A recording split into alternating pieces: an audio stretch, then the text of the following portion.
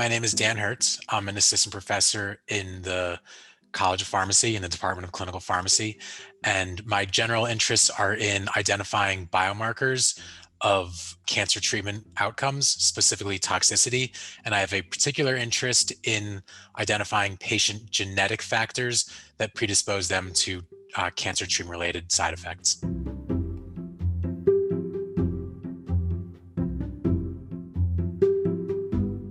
Probably one of the biggest challenges that we've had is that we have a lot of treatment-related information in the medical record, and we know which patients experienced side effects and which patients had response, and we can get all that information.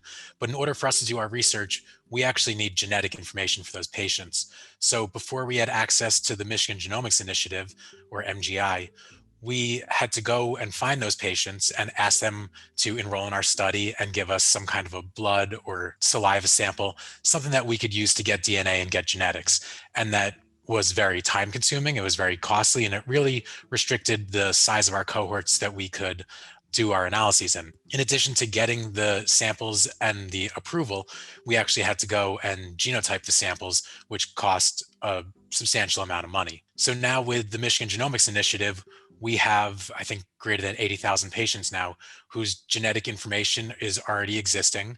So there's no cost to us. They already have the approvals. There's no time required for us. We can just ask MGI, do you have this genetic information on these patients? And they tell us which patients they have genetic information for. Then we go and collect the corresponding clinical information, the treatment outcome information, and we can do our analyses much more rapidly and for much lower cost.